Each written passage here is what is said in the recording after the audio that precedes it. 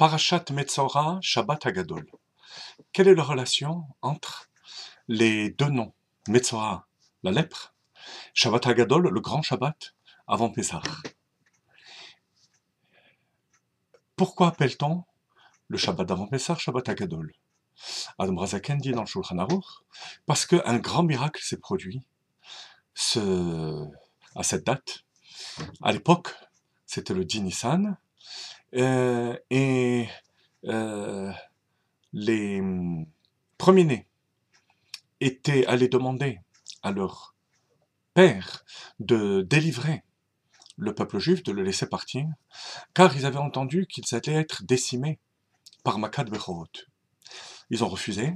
Il s'en est suivi une guerre parricide, père contre fils, fils contre père, les Maké Mitzrayim Bifrohem.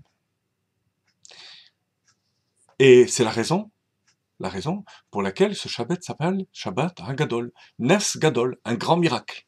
Pourquoi grand miracle? Qu'est-ce que ce miracle de tellement exceptionnel par rapport aux autres miracles qui se sont produits en Égypte? Chassidut explique que grand ici, c'est pas seulement au niveau de la nature, du changement de la nature qui a été opéré, mais c'est dans le changement des lois. Dans ce sens que le mal lui-même s'est retourné contre le mal. C'est ce qu'on appelle Itrapra, transformation. Et bien c'est justement le sujet de la paracha de Metzora. Le pasuk dit, au sujet du Metzora, Vehuva el ha-Kohen, il sera amené chez le Kohen. Alors que, dans la même paracha, il est dit, Veyatsa ha-Kohen, le Kohen sortira. Alors est-ce que c'est le Kohen qui sort? Ou bien est-ce que c'est le lépreux qui est amené? Première question.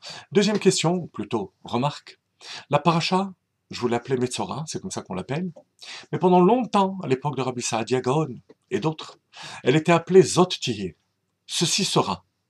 On ne voulait pas dire le terme Metzora lépreux, mais Zot Tihye qui fait allusion à ce qu'il sera, c'est-à-dire la purification grâce aux lois du Metzora. Pourtant, à notre époque, on appelle la paracha Metzora. La réponse à toutes ces questions, c'est Shabbat Hagadol. Transformation du mal en bien. Mashiach qui arrive, c'est Ve'uhuva el ha-Kohen. Les juifs les plus loin, qui sont dans une situation spirituelle de lépreux, qui vont être forcés en quelque sorte par le dévoilement d'Akadosh Baruch Hu, de la venue de Mashiach, et qui vont revenir à la Teshuvah, qui vont revenir par la Teshuvah à la Torah.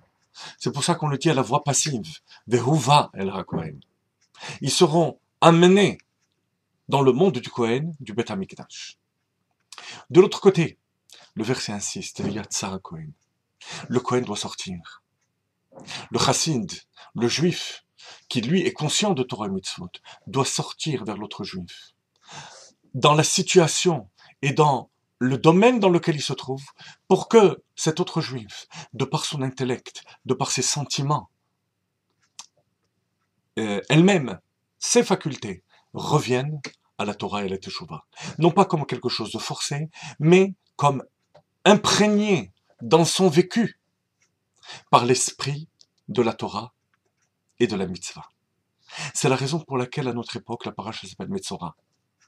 C'est pour nous signifier que la lèpre, le monde de l'impureté, le monde matériel, de par lui-même, doit être transformé.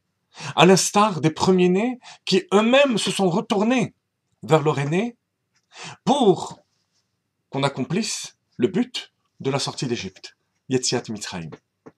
Concrètement, on est dans un monde, dans les derniers instants de la galoute, de l'exil, où le mal doit être transformé par le mal. Le mal lui-même doit se transformer. La Kedusha, le Kohen, le monde de la Kedusha, doit partir d'une telle impulsion que le monde matériel, l'Égypte ou le mal, eux-mêmes soient transformés, dans les termes de la Chassidut, milemata lemala, du bas vers le haut. Et c'est à ce moment-là qu'on peut dire qu'on a réalisé le Shabbat Hagadol, le grand Shabbat, les Makkeh Mitzrayim, Bifrorem, Parashat Metzora.